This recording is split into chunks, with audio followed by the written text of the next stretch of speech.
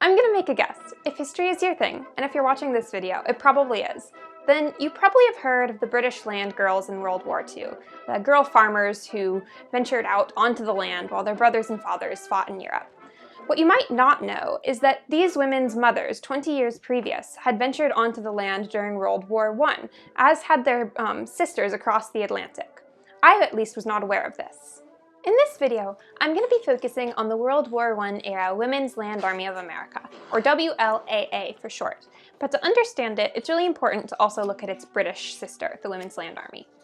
Both of these land armies had their origins in the Land Army movement, which was kind of an offspring of the Garden Club movement as well as women's activist groups. The Garden Club movement, they were super interested in giving women a place and space in society by having women perform paid labor on farms, both as farmers and as laborers.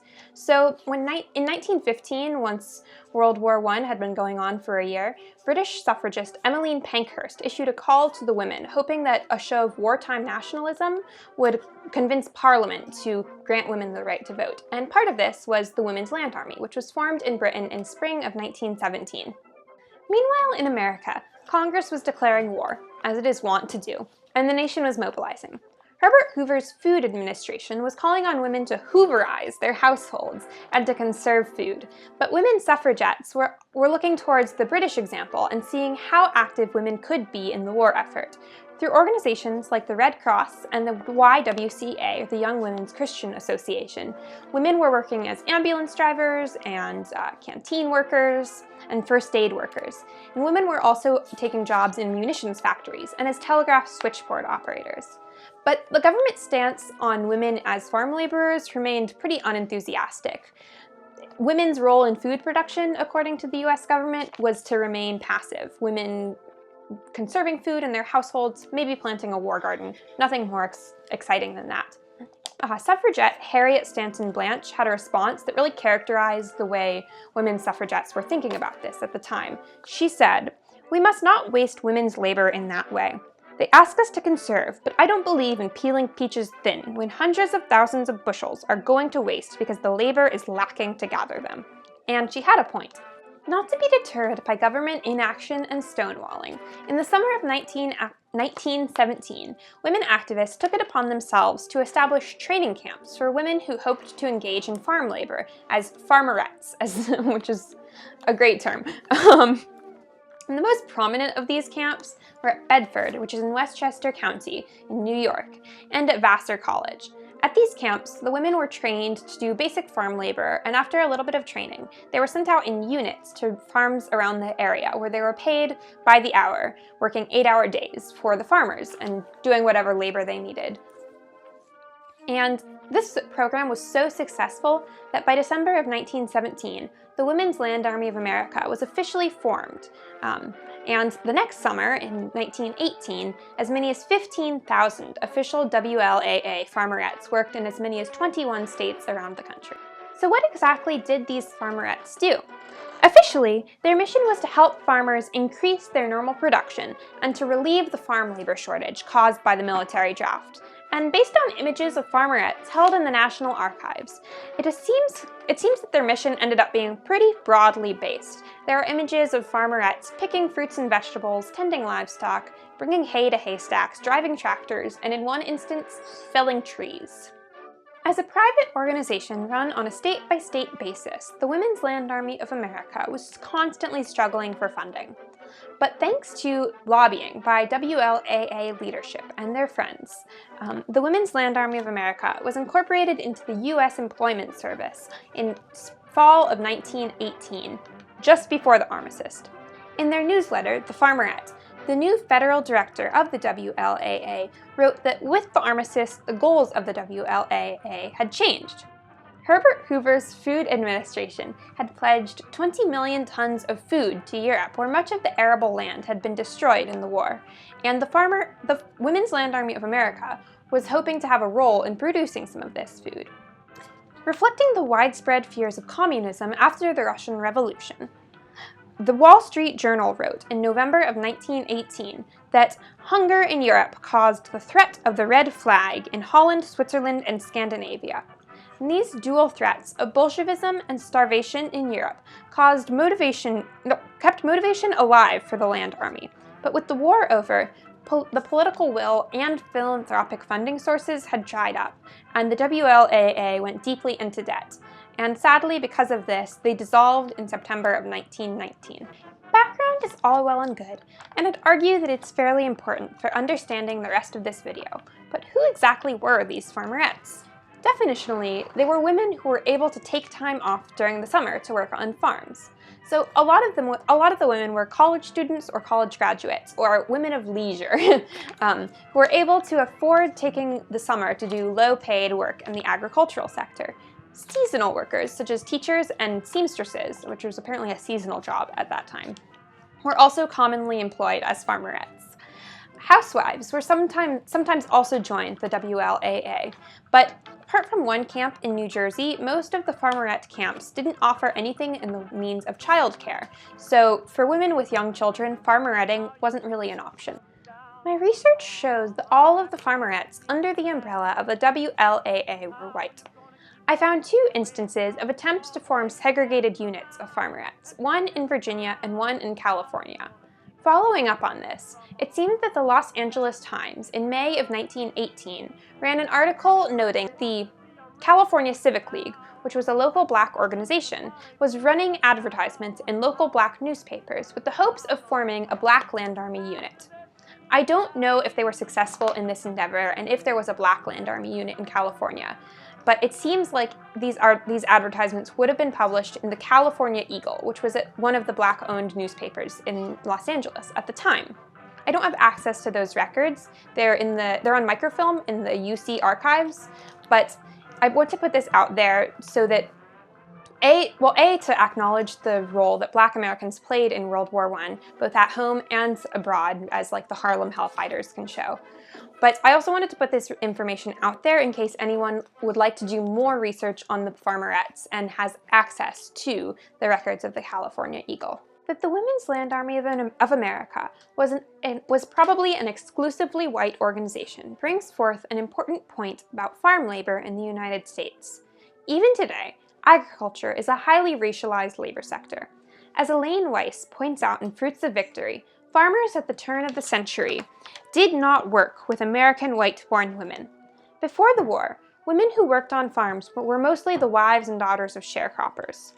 The Women's Land Army of America recognized this, and they mostly established units in more racially homogeneous areas, where white women working as farm laborers would be considered less transgressive.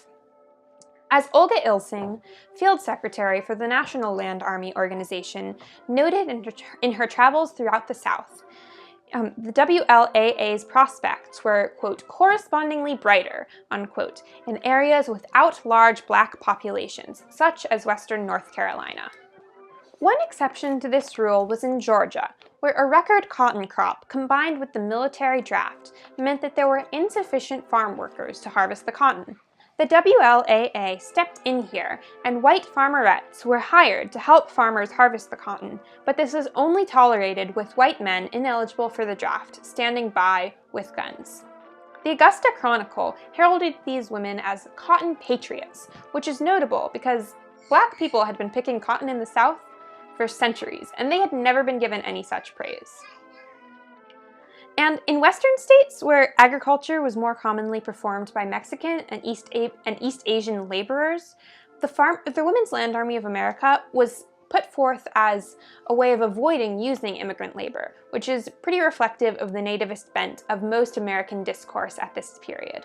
This actually segues into the original goal of this project: uniforms. As someone interested in dress history and material culture, I wanted to use this project to look at women's uniforms during World War I. Focusing on the Women's Land Army of America, I noticed that I was struck by how central the idea of a uniform was to the organization as a whole, even though the uniform varied from state to state. In almost all of the newspaper articles about the Women's Land Army of America, the uniforms worn by the women were mentioned by the columnists. One Pittsburgh headline went so far as to declare, "The uniform was to be overalls." And in 1919, one Seattle Daily Times piece was about the popularization of trousers among women, attributed this trend in part to the overalls worn by the Farmerettes. Before this, there were a few isolated incidents of women wearing trousers in America, most notably being Amelia Bloomer's eponymous trousers and the bicycling trousers worn by some women at the turn of the century. But after World War I, the trousers became a lot more common. The WLAA quickly realized that skirts were not practical for farm labor and followed the British Land Army's example in garbing farmerettes in trousers. But social mores, as well as practical considerations, still governed the wearing of bifurcated lower garments. In her report on the Maryland Women's Land Army, Julia Roberts stressed the important aspects of the uniform, quote, durability and comfort for the girls and propriety in the eyes of a conservative community. Similarly, many uniforms consisted of a coat or smock worn over the shirt or pants or overalls, such as in Virginia, where a long, loose blue smock reaching to the knees was worn, imitating a more traditional skirt. Aside from practicality, the uniforms of the WLAA had a very specific purpose: to define the farmerettes as different from farm laborers. As Alma Whitaker of the Los Angeles Times reported, quote, farm laborers don't wear uniforms, but the uniforms of the WLAA have proven to be an essential and desirable asset, for not only are they intensely practical, but they have exactly the same effect on girls as they do on men. One lives up to a uniform, end quote. The uniforms worn by WLAA units, though they were differed from state to state, served to unite the women in their units, regardless of their previous profession. There is a darker side to this. The uniforms of the WLAA also differentiated the farmerettes from ordinary farm workers. Because of the perceptions and realities of agricultural work in the United States at the time, it would have been too transgressive for white women to perform agricultural work without something to differentiate them. So the Women's Land Army of America had a costume of sorts that could be donned at planting time and removed after the harvest, when the farmerettes would go back to their ordinary lives in their ordinary clothes. Just as soldiers go back to wearing civilian clothes at the end of a war, so too did the farmerettes after the end of the harvesting season. They were able to do their patriotic duty in uniform and then go back to their ordinary civilian life, not permanent farm laborers. The purpose of this project is to research the Women's Land Army of America and their impact, and with this knowledge, my next step is to use my research to recreate one of the uniforms. There will be 2 more videos about this project. One about making the blouse that is to go under the uniform, and the other about getting dressed in and wearing the uniform and the practicalities thereof. So I hope you stick around to learn more about that. All of the sources I used for this video will be footnoted down below, but I wanted to mention a few of the sources that I found particularly useful. Firstly is Elaine Weiss's book, Fruits of Victory, which is a really thorough overview of the Women's Land Army of America, going state by state and with lots of interesting details. If you want to learn more about the WLAA, I suggest you start here. I also found the collections of the Montgomery Historical Society in Maryland very useful. They have a lot of information pertaining to the Farmerettes, including their newsletter titled The Farmerette, and it's all digitized and it's super easy to access. And lastly, Anna Kiefer, Becky Sawyer, and Jenny Lynn created a Pinterest board titled Farmerettes that has a lot of great images, some of which I used in my research.